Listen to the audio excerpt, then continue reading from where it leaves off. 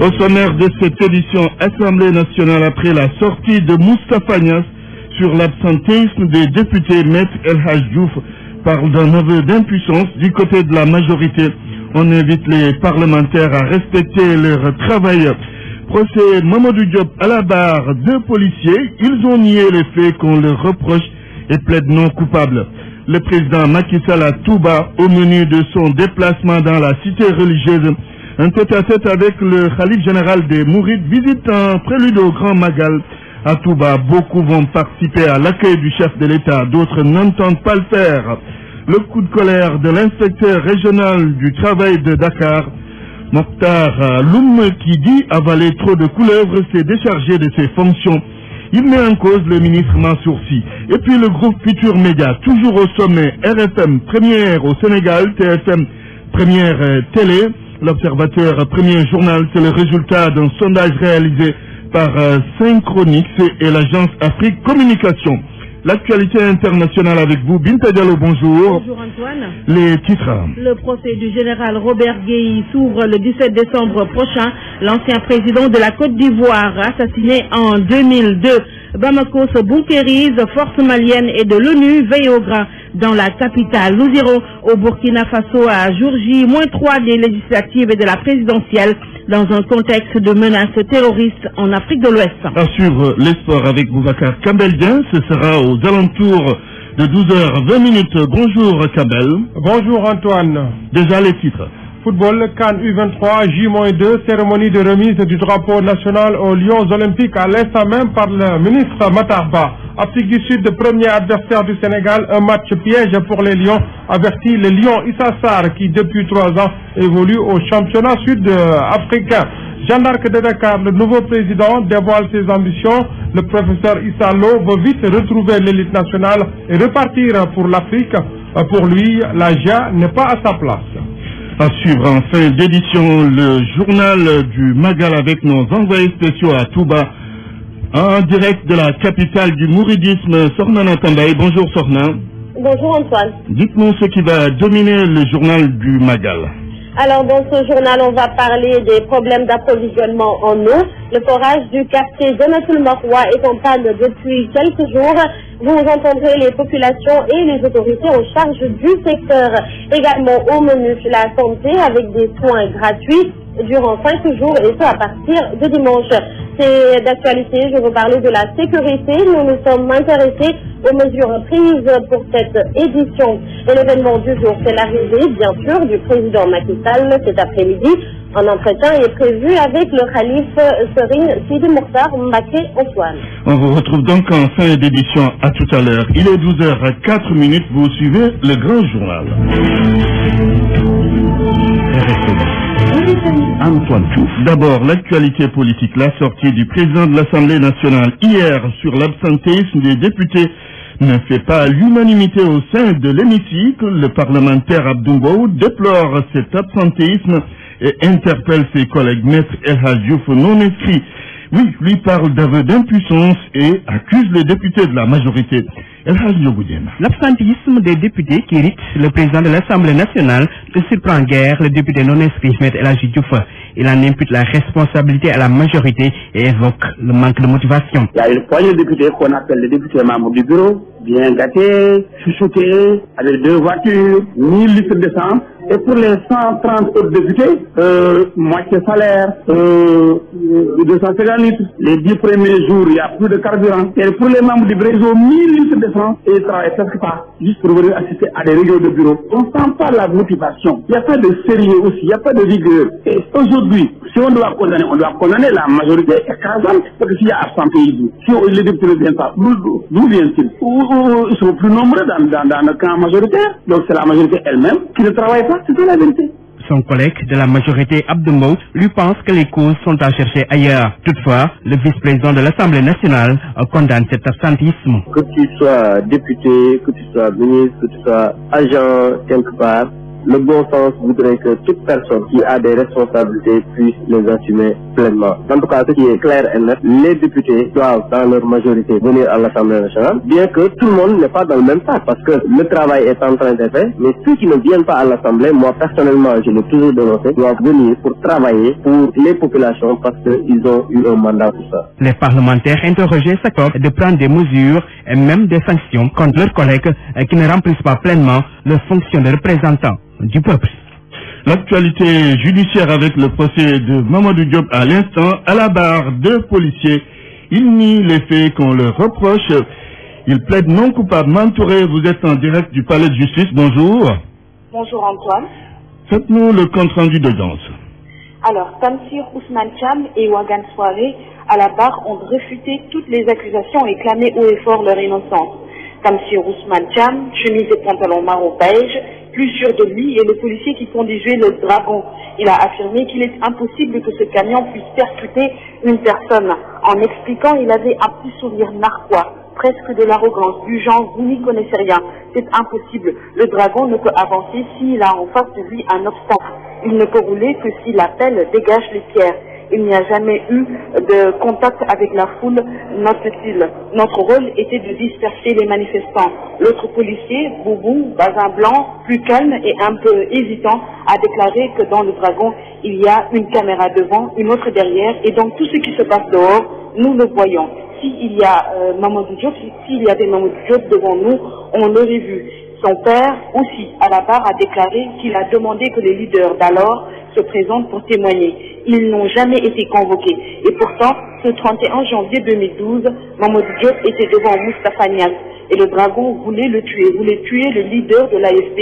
C'est en le sauvant et en le poussant à côté que lui, Mamadou Diop, a été fauché. Il a sauvé la vie du président de l'Assemblée nationale et Niasse le sait. Tanor Dieng aussi était présent et il a vu, il a tout vu, mais ils n'ont pas été convoqués. Il a vu ce véhicule foncer à vive allure et qui a fauché Mamadou Diop. Eux, les policiers ont affirmé que ce ne sont pas eux. En réalité, Mamadou Diop a été fauché, a été tué par une Mercedes blanche. Le juge leur a demandé où vous avez eu cette information, où vous avez vu cette Mercedes-là. Ils ont répondu non. En tout cas, c'est une information qu'ils ont eue. Ils ne savaient pas ce qui se passait. Eux, ils allaient rentrer, ils allaient au HLM, et c'est là qu'ils ont entendu que Mamadou Diop est mort. Lui qui voulait sauver la vie de Moustapha Niasse et qui l'a fait, selon son père, le sieur Diop, qui est à la barre, Antoine. Mantouré, merci. Je rappelle que vous suivez le procès de l'étudiant Mamadou Diop tué le 31 janvier 2012. Retour à Touba où le président Macky Sall sera aujourd'hui. Macky Sall donc effectue une visite dans la capitale du mouridisme à 5 jours du Grand Magal. À l'occasion, il aura un tête-à-tête avec le khalife général des Mourides, Serigne Sidi Mokhtar Mbacké, le guide religieux qui a d'ailleurs invité les populations de Touba à accueillir massivement le chef de l'État. Un appel bien entendu par beaucoup de talibés mourides, mais pour d'autres cela ne pourra pas être possible. Pour une question de temps, tout simplement, aux uns et aux autres, notre envoyé spécial à Touba a tendu son micro, un box réalisé par Makoumba Bey. Moi je m'appelle Nderim Beng de Boutarkhia. Celui qui veut le bien va venir forcément à Touba, qu'il soit président de la République ou pas. Inch'Allah, moi je vais accueillir le président Macky Sall parce que c'est ça le ndigal que nous avons reçu. Ils sont tous pareils. Ma préoccupation principale, c'est ce que je peux gagner pour mes propres dépenses. Je lui souhaite de venir et de rentrer en paix. Mais je n'y trouve aucun intérêt. Je n'irai pas l'accueillir, ni aujourd'hui, ni demain. Non. Je m'appelle Mamadou Ndiaye. Je suis avec Macky aujourd'hui et je serai avec lui demain. Parce que ce qu'il a fait ici pour Touba, personne d'autre ne l'a fait. Je compte bien l'accueillir la prochaine fois aussi. Je m'appelle Mour Diop, je compte bien aller accueillir le président de la République conformément au ndigal du khalife général des Mourides. Toutes ces relations avec Touba, les gens parlent de beaucoup de choses différentes. Mais c'est vraiment difficile à dire quoi. Abdoulaye Wade n'a rien fait pour moi. Il est comme Macky. Mais lui, s'il décidait de venir, j'irais l'accueillir. Abdou Diouf, lui, c'est sûr, c'est certain. Parce que c'est grâce à lui que j'ai voyagé en 1994 à l'époque. C'était à 250 000 francs. Un quatrième doit rouler plus vite. 12h11 sur la radio Futur Média et partout au Sénégal. RFM, fréquence de modulation 94.0, la radio en puissance. Antoine Diouf. RFM, TFM et l'Observateur devant toutes les autres radios, télévisions et aussi journaux. En tous les cas, c'est ce que révèle un sondage réalisé par Synchronix et l'agence Afrique Communication.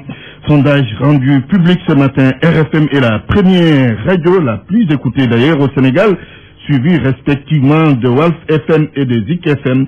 TFM devance de loin toutes les autres télévisions. Et puis l'Observateur toujours au sommet avec un grand écart entre le journal du groupe Futur Média et ses concurrents. Nous reviendrons sur les détails de ce sondage lors de nos prochaines éditions. L'inspecteur régional du travail de Dakar jette l'éponge. Mohamed Mokhtar Loum est fatigué d'avaler les couleurs de la part du ministre Mansour Sy. Ce sont ses propres termes. Ce matin, alors qu'il préparait sa passation de service, il s'est confié à notre reporter Mohamed Ali Mouba. C'est au Mohamed Mokhtar Loum amer que nous avons trouvé dans son bureau sur le point de passer la main, mais l'homme campe sur sa position. Non seulement l'inspecteur régional du travail refuse de rejoindre son poste de conseil du ministre du Travail, Mansour Sy, mais il démissionne de l'inspection générale du travail. Moi, je sors de l'administration du travail. Donc, je suis fonctionnaire, je peux servir ailleurs. Mais au niveau de l'administration du travail, justement, je mets un terme. Pour Mohamed Loum, le ministre Mansour Sy lui livre une guerre injuste et si le président de la République ne prend garde, il risque de faire capoter un bon nombre de projets. Un billet qui m'a été offert par le BIT, Bureau international du travail, a l'effet de m'habiliter à participer à un cours qui se tient en Italie, à partir de lundi. Alors, dès lors que M. le ministre a su que c'était Loum qui était là-dessus, il a bloqué le dossier. Alors, j'ai été à l'ambassade, j'ai rempli toutes les formalités, il ne me restait qu'une seule pièce à verser dans le dossier pour avoir le visa, mais il a refusé et j'ai pris le soin d'appeler qui le doit et attendre pour lui dire dites à monsieur le ministre d'avoir au moins l'intelligence de mettre sur le dossier quelqu'un d'autre, sinon c'est le Sénégal qui va perdre ce dossier. Mohamed rappelle qu'à l'origine de leurs différends, il y a une affaire de licenciement à HS. Le ministre aurait souhaité le licenciement des travailleurs de cette entreprise. L'inspection et ses services y auraient opposé leur veto faute de preuves matérielles. Nous avons tenté pour l'instant de joindre le ministre du Travail Mansour Sy, mais pas de réponse pour l'instant donc. Implantation d'une centrale à charbon à Kayar, maraîchers et pêcheurs ne sont pas d'accord. L'argument avancé est que ce projet constitue un danger pour leurs activités. En plus, ils disent n'avoir pas été associés avant toute chose. Du côté de la mairie de Kayar, l'on soutient le projet, même si l'on dit comprendre la réaction des populations. Correspondant Cheikh Anta Diop. Cheikh Anta Diop que nous allons retrouver. Ils l'ont manifesté, certains jeunes de Kayar disent non à l'implantation d'une centrale à charbon. Mamadou Mbaye, le président des pêcheurs de Kayar, trouve scandaleux et inacceptable le fait de travailler sur le projet sans concertation et sans implication des populations. Selon lui, la centrale à charbon sera construite sur la zone maraîchère et cela constitue un danger. Cette centrale à charbon va impacter négativement sur la santé des populations, sur la pêche et sur l'agriculture. Avec cette centrale, l'agriculture va complètement disparaître dans la zone des Niayes.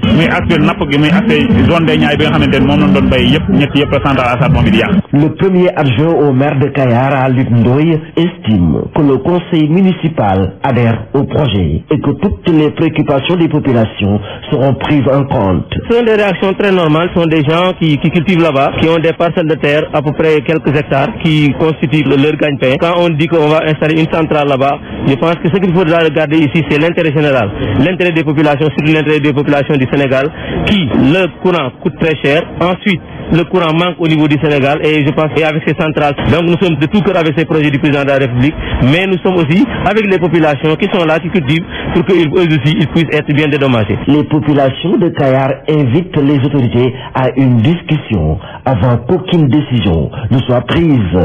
RFM Thiès, Cheikh Ante Diop. Des perturbations dans le système éducatif à Matam, les professeurs sortant de la FASTEF qui exigent la restitution de l'argent ponctionné sur leur salaire ont décrété un mot d'ordre de grève illimité. Ils étaient en assemblée générale ce matin. Matam Ali Bandelian. Des perturbations qui persistent dans le système scolaire de la région de Matam. Les professeurs sortant des écoles de formation nouvellement affectées dans la région continuent de ruminer leur colère.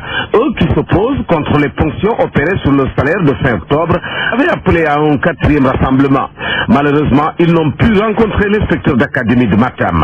Draou Faye porte la parole de ces professeurs en mouvement. Et aujourd'hui, l'IA nous a dit qu'il n'est pas disposé à nous rencontrer dans la mesure où son discours reste inchangé. Et nous aussi, nous avons pris notre responsabilité par rapport à cette situation-là. Nous avions fait comprendre que nous ne sommes pas en mouvement pour des raisons d'argent en tant que tel, mais pour que l'équité soit appliquée pour tous les agents du Sénégal. Nous sommes tous sortis de la même école, affectés sur la base de l'ordre de service du ministre daté du 1er octobre. On ne voit pas une raison qui puisse expliquer cette ponction qui est opérée sur nos salaires du mois d'octobre. Ainsi, nous avons réitéré notre engagement à suivre notre mot d'ordre qui consiste à cesser les activités pédagogiques et administratives jusqu'à ce qu'on nous paye intégralement, jusqu'à satisfaction totale. Nous sommes engagés et nous sommes déterminés pour rester jusqu'à la fin de l'année. Si l'IA ne revient pas sur sa décision, nous resterons fermes, quitte à ce qu'on nous renvoie. On ne peut pas revenir sur notre décision nous aussi, parce que nous ne voyons pas la justification de cette injustice-là sur la base d'un retard administratif qui n'incombe en rien à l'agent en tant que tel. Interpellé sur la question, l'inspecteur d'académie de Matam qui indique devoir faire respecter la loi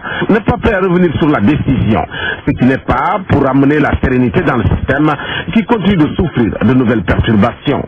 Matam, Ali Bandelian, RFM. On s'intéresse à présent aux bourses de sécurité familiale. Comment ces 25 000 francs CFA distribués tous les 3 mois par le gouvernement à des familles démunies sont utilisés? Toutes les personnes que notre reporter dans la banlieue dakaroise a rencontrées parlent des avantages des bourses de sécurité familiale. Elles leur permettent de régler quelques urgences sociales, un sujet de Salif Sow. Dans le quartier Samba Saleh de Djidé-Tiaroy-Kaou vit cette bénéficiaire de la bourse familiale. Je m'appelle Khadifa et j'habite à Pékin Sefa. J'ignore ma date de naissance, mais voici ma carte nationale d'identité. Née en 1948, la veuve nous dit à quoi sert sa bourse de sécurité familiale. Avec l'argent, j'ai acheté du riz, de l'huile. Je me débrouille avec les restes des 25 000 francs CFA. Je vends de l'arachide. Son activité génératrice de revenus comble le gab. Ses bénéfices journaliers tournent autour de 1000 francs CFA, somme point dérisoire pour notre interlocutrice. C'est avec cet argent que j'ai financé mon projet. Ça me permet d'assurer la dépense quotidienne. Sa famille se repose sur ses frères épaules. La charge est lourde, mais elle supporte. Les difficultés de la vie ont fini de l'assaillir, regrette-t-elle. Elle et ses 5 enfants, tous en chômage, vivent sous le même toit. Ils vivent tous dans la même chambre. Ils sont âgés. J'ai même un petit-fils qui a ton âge. Parmi ceux-ci, cette fillette de 12 ans, trouvée assise sur un lit, les yeux rivés sur son cahier. L'inscription et le maintien des enfants à l'école sont recommandés aux bénéficiaires de la bourse familiale. Leur enregistrement à l'école et le respect du calendrier vaccinal font aussi partie des exigences. Salissou Pitine, Radio Futur Média. L'actualité internationale.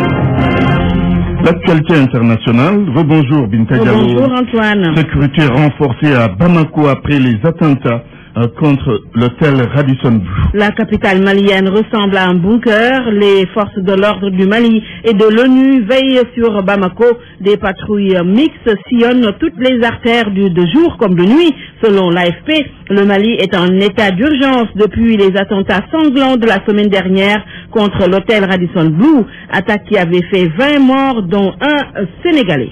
Élection présidentielle et législative au Burkina Faso, c'est le compte à rebours. Jour J-3 avant les élections présidentielles et législatives au Burkina Faso, scrutin prévu ce dimanche ou dimanche prochain.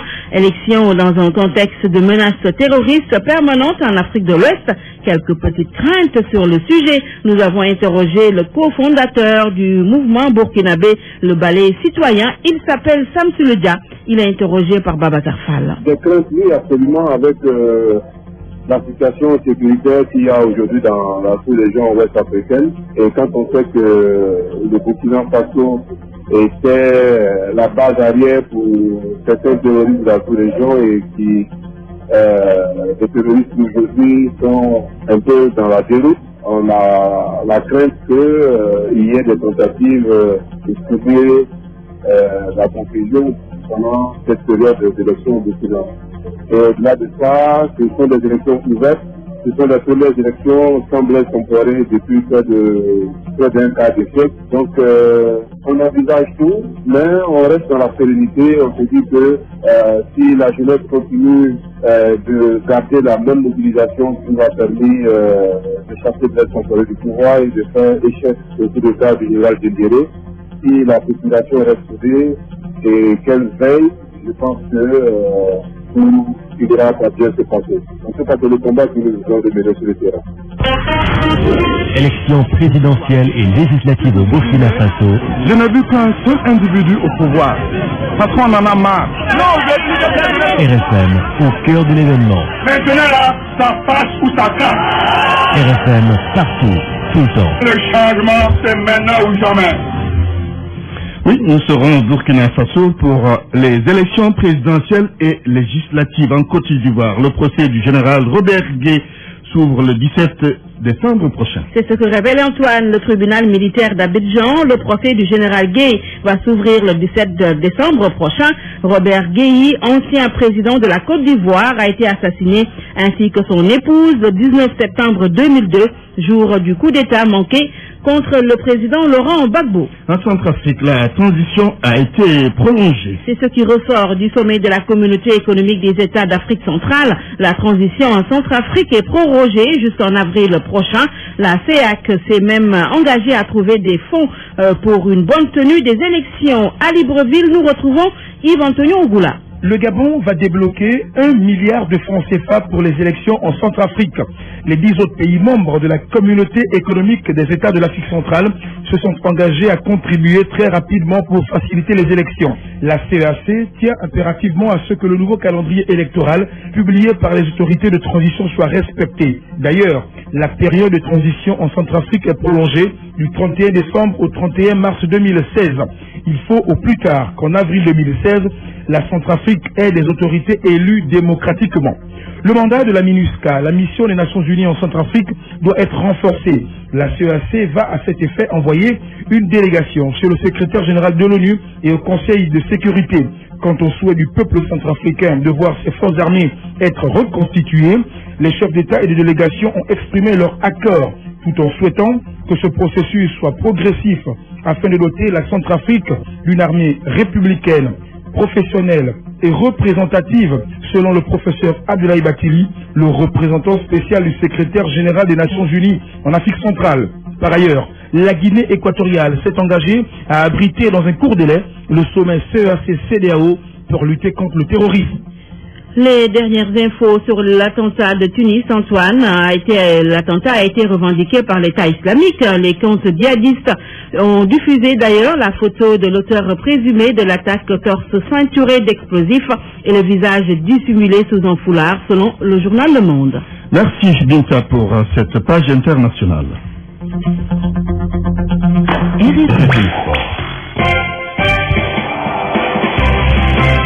Bien installé, Boubacar Kamegien. Oui. On y va pour la page des sports, le football avec la CAN U23, le Sénégal capitale du football africain à partir de samedi prochain.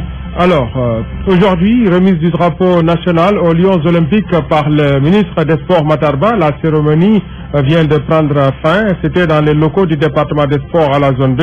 Le ministre exhorte les joueurs à mouiller le maillot à domicile, comme il l'avait fait aux Jeux africains de Brazzaville, avec au finish la coupe, le trophée, donc la médaille d'or. Le Sénégal entre en lice dès samedi prochain, vous l'avez dit. Il joue le match d'ouverture contre l'Afrique du Sud, une équipe olympique de Bafana Bafana à ne point négliger selon l'international sénégalais Issa Sarr qui évolue en première division sud-africaine depuis déjà quelques saisons. Il s'est entretenu avec la RFM. Sodetiam. Premier adversaire du Sénégal pour cette CAN U23, l'Afrique du Sud dispose d'une sélection très dynamique. Des propos du lion Issa Sarr qui a passé 3 ans dans le championnat sud-africain. Alors, il prévient. L'Afrique du Sud a une bonne équipe olympique. La plupart des joueurs sont très réguliers dans le championnat sud-africain. Les joueurs sont très techniques, très physiques aussi. Ils jouent beaucoup sur les couloirs. Le milieu de terrain est pas mal. Leur seule faiblesse, c'est peut-être la défense, mais en attaque aussi, ils sont très très bons.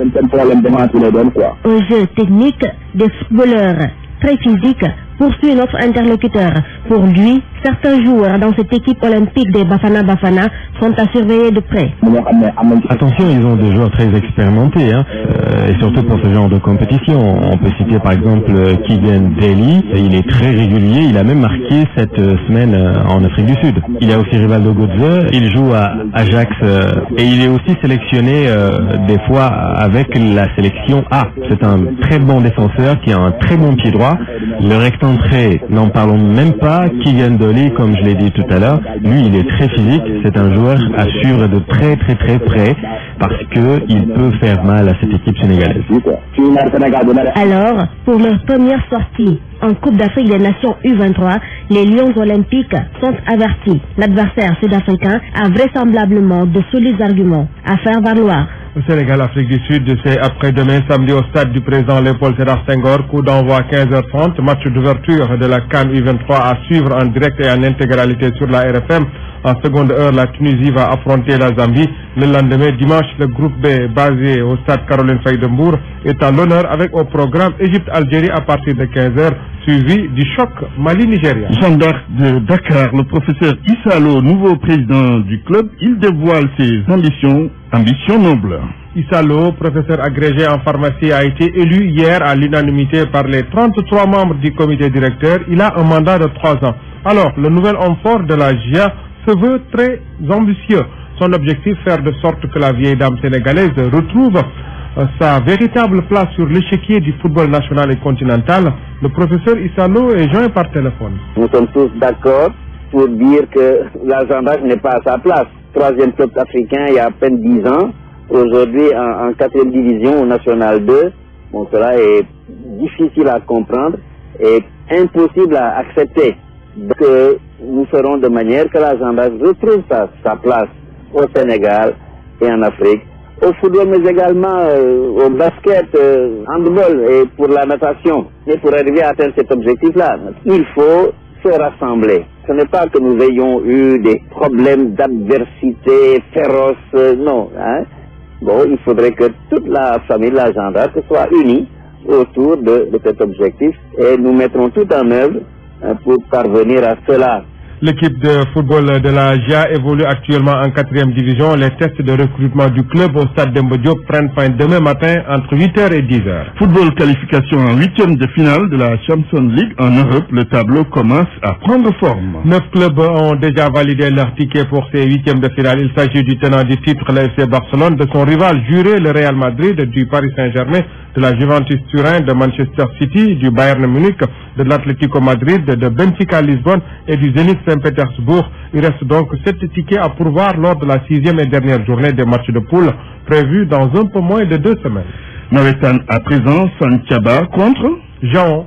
Juin, oui, c'est l'affiche de la finale des phases départementales de l'ODCAV de Dakar. Jaon, c'est Jeunesse Amicale de Wagunyai. Santhiaba contre Jaon, c'est l'affiche de la finale des phases départementales de l'ODCAV de Dakar. Vous l'avez dit Antoine, finale à jouer demain vendredi à partir de 19h30 au stade Demba Diop. En demi-finale hier, Santhiaba de la Médina a surclassé Sanch de Yarakh 3-0, tandis que Jaon de Wagunyai a battu Grand Médine 2-1. Le ministre des Sports Matarba à l'Assemblée nationale cet après-midi à partir de 15h, c'est pour le vote de son budget, du budget de son ministère. À l'Assemblée nationale. Merci Boubacar Kameldien pour cette page des sports.